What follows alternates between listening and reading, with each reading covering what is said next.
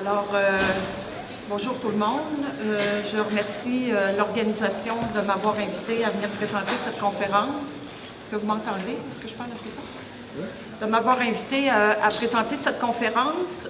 Contrairement à plusieurs des personnes des participants qui sont ici pour le week-end et dans la salle et qui ont présenté ce matin, je ne travaille pas sur les aspects d'agriculture, de carbone en lien avec l'agriculture, mais plutôt je travaille sur les aspects de la séquestration du carbone par les écosystèmes boréaux et plus spécifiquement par les écosystèmes tourbeux. Et le titre de ma présentation, c'est pour vous présenter une quantification des stocks de carbone, voyons si je lis en anglais et je parle en français, quantification des stocks de carbone sur les milieux terrestres boréaux pour les intégrer à la lutte au changement climatique et à l'atténuation des gaz à effet de serre. Alors, on va commencer avec la distribution des tourbières dans l'ensemble du Canada. Les tourbières se distribuent principalement dans la ceinture boréale du Canada. Alors, vous pouvez voir l'importante distribution que les tourbières occupent. Le Canada est le deuxième pays qui a la plus grande superficie de couverture de tourbières à l'échelle de la planète. Alors, le deuxième pays après la Russie où la superficie des tourbières est la plus importante. Les tourbières au Canada couvrent environ 13 à 17 de la superficie terrestre du territoire et il y a eu une quantification sommaire qui a été faite par Charles Tarnocaille qui était à Agriculture Canada qui a estimé que les tourbières canadiennes, grosso modo, dans la ceinture boréale, contenaient plus de 150 gigatonnes de carbone. 64 de ce carbone-là distribué dans la ceinture boréale et 33 dans les régions subarctiques. Alors, on a ici la distribution aussi de la superficie des tourbières pour les différentes provinces du Canada.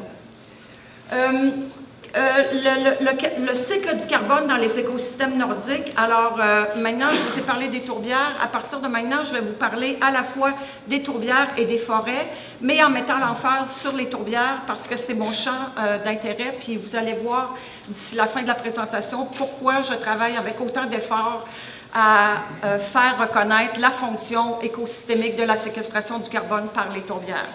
Alors, les tourbières nordiques dans l'hémisphère nord contiennent environ 500 à 600 gigatonnes de carbone ou ce qui est équivalent à 30 de l'ensemble des stocks de carbone à l'échelle de la planète, incluant aussi les forêts, mais tous les sols agricoles. Les tourbières nordiques ont accumulé du carbone depuis la dernière glaciation parce qu'auparavant, l'hémisphère nord avait été couvert par d'importantes quantités de glace. Et ils sont d'importants puits de méthane, puits de carbone et une source de méthane. Les forêts à l'échelle de la planète contiennent environ 272 gigatonnes de carbone sur l'ensemble de la planète. Comparativement aux tourbières, leur accumulation du carbone est plutôt cyclique.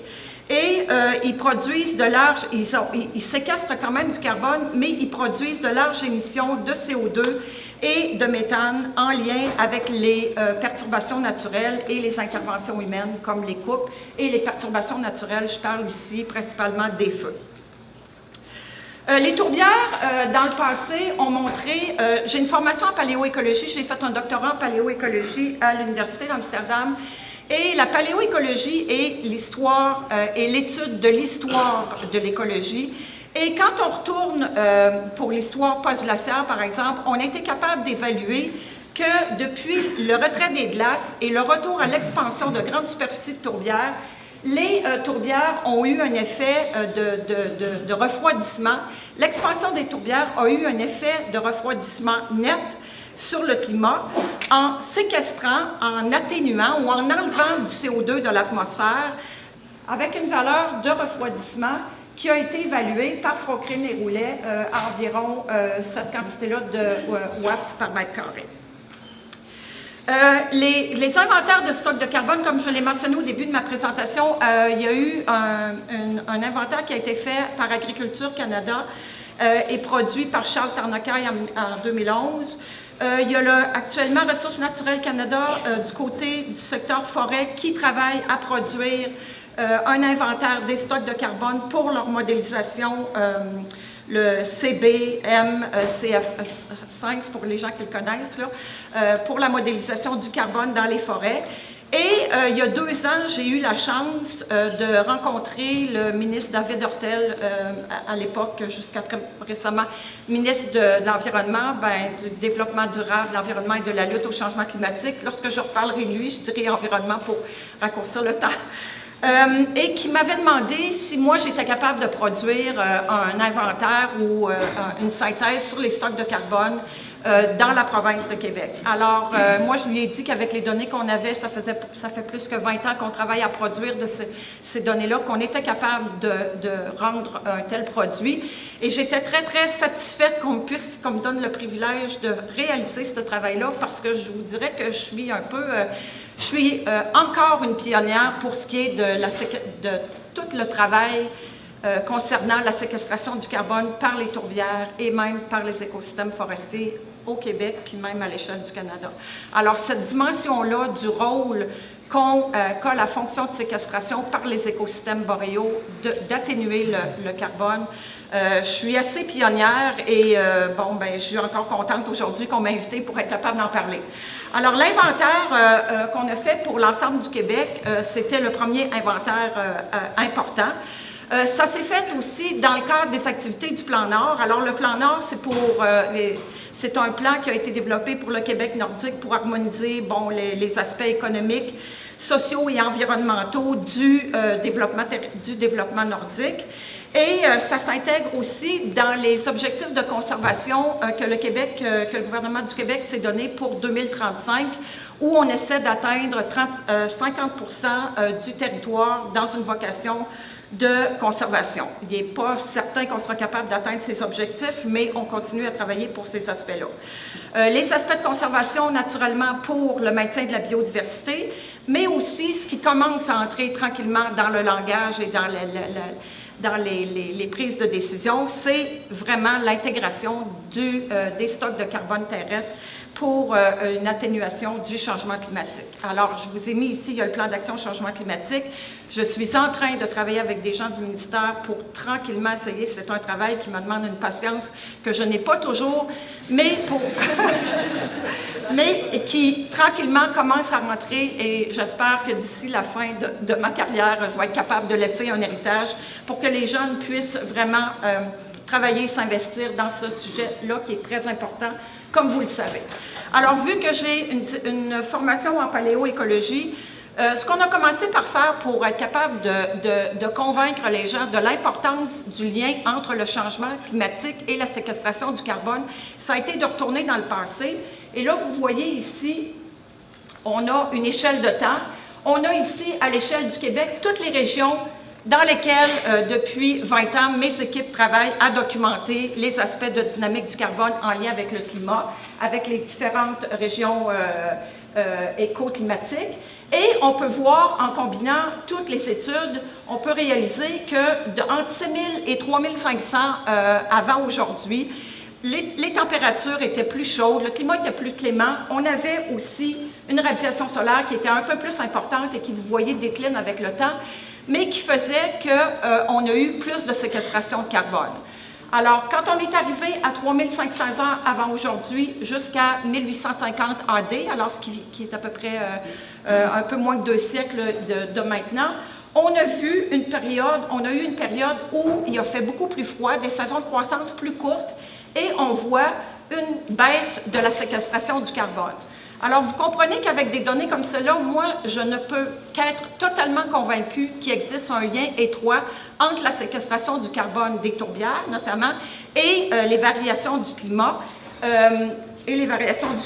dans des contextes qui sont chauds ou froids. Bon, ça disait justement qu'il y a eu une diminution à partir de 3000 ans. Alors là, on a passé dans le temps. Maintenant, on va rentrer en termes d'échelle spatiale. Alors, le ministère de l'Environnement nous a demandé est-ce que vous pouvez, à l'échelle spatiale, nous donner des valeurs de carbone pour l'ensemble du Québec. Alors, on a eu une collaboration avec le ministère de l'environnement et à partir de 92 régions naturelles, nous, on a pris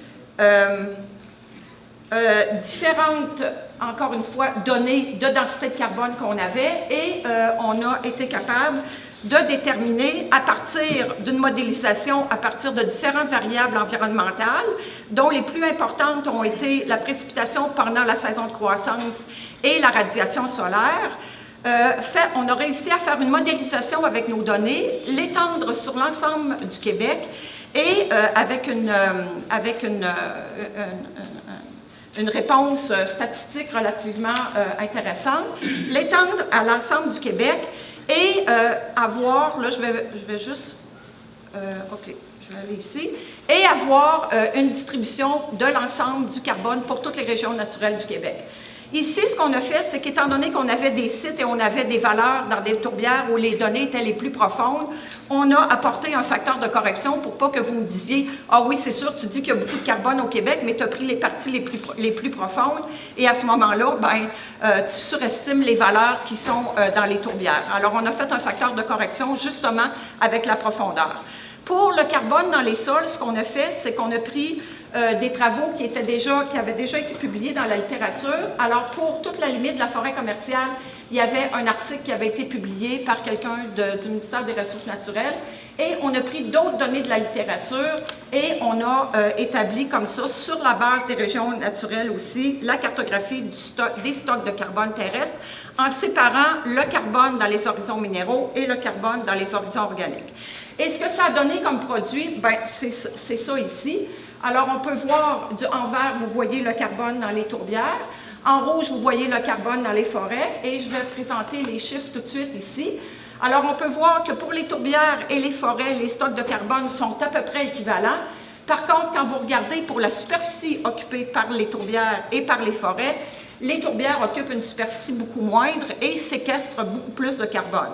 Alors, on peut voir ici, en termes aussi de densité moyenne de carbone, 85 kg de carbone par mètre carré, par opposition à 10 kg de carbone entre 10 et 9 kg de carbone par mètre carré, que ce soit pour les forêts aménagées ou les forêts naturelles. Alors, ici, juste pour synthétiser les valeurs que j'ai présentées justement, vous voyez les stocks de carbone dans les tourbières, par rapport aux stocks de carbone dans les forêts aménagées du Québec et dans les forêts non aménagées. Et ici, on a la densité aussi du carbone des tourbières par rapport à celle des forêts. Alors, ce qu'on a décidé de faire, OK, on dit maintenant, on connaît les valeurs de carbone, on sait, est-ce que tout ce carbone-là risque de partir, risque de s'en aller dans l'atmosphère et de favoriser une boucle de rétroaction positive qui ferait qu'on aurait encore plus de CO2 émis dans l'atmosphère. Alors, on a eu une collaboration avec le consortium Ouranos, le consortium en changement climatique, qui nous a produit un scénario climatique pour la période 2041 à 2070. Alors, on peut voir ici, naturellement, on le sait, un réchauffement des températures beaucoup plus important dans le sud du Québec que vers le nord, mais on n'a pas demandé une réponse de précipitation, on a demandé une réponse de la balance de l'humidité des sols, qui est en fait la valeur de la précipitation moins l'évapotranspiration. Parce que si on prenait juste les précipitations, on n'aurait pas vraiment une valeur d'humidité de sol qui serait significative pour ce genre de prédiction-là. Alors, ce qu'on est capable de voir, c'est pour le nord du Québec, c'est qu'on prévoit des saisons de croissance plus longues, avec une humidité dans les sols qui est positive, ce qui risque, selon ce qu'on a connu dans le passé avec nos données paléoécologiques, de favoriser un accroissement de la séquestration du carbone dans les parties nordiques du Québec. Par contre, quand on regarde la partie du sud du Québec, qui malheureusement est en lien aussi avec la forêt commerciale, on voit un déficit au niveau de la balance de l'humidité des sols et une augmentation des températures importantes qui suggère vraiment une perte de carbone, une perte de séquestration du carbone avec le réchauffement du climat. Maintenant, peut-être que vous direz, OK, mais qu'est-ce qui arrive avec les parties nordiques, les régions qui sont soumises à du pergélisol?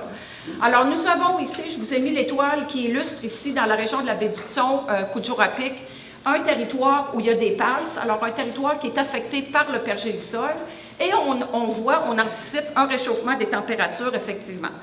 Alors, la dégradation du pergélisol va favoriser, ou est en train déjà de favoriser, un affaissement des pales, ou un affaissement des tourbières gelées. Une augmentation du méthane dans l'atmosphère, c'est évident, mais ce qu'on voit avec le temps, c'est qu'on voit un assèchement graduel des surfaces et un retour à une colonisation par les sphènes, par les mousses de tourbière, et un retour à une fonction de séquestration.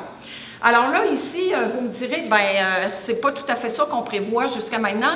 Par rapport au méthane, oui, on voit des émissions, mais il n'y a pas beaucoup d'équipes qui ont encore travaillé à mesurer sur des échelles de temps des dernières décennies ce qui se produit avec la fonte du pergélisol. Et nous, puis moi, je travaille avec une équipe d'Européens, anglais, américains aussi et finlandais, et on voit ça, je vous dirais, à l'échelle de l'hémisphère nord actuellement, dans les régions nordiques, à peu près partout. Alors, ça prendrait environ, on a des mesures aussi pour le dater, un retour à une séquestration après 50 à 70 ans de fonte du pergélisol. Et les études que je cite ici, il y en a 2 déjà qui ont été faites par mon groupe et Turetsky par un professeur en Alberta. Alors, pour ce qui est des forêts, les réchauffements, c'est plus négatif, par exemple, que pour les tourbières. Alors, le réchauffement des températures, quand on est ici, on arrive au-delà de la limite des arbres. Alors, on a quand même un réchauffement et un déficit hydrique qui va faire probablement que les forêts vont être extrêmement vulnérables au réchauffement du climat puis aux perturbations qui leur sont associées, notamment les feux.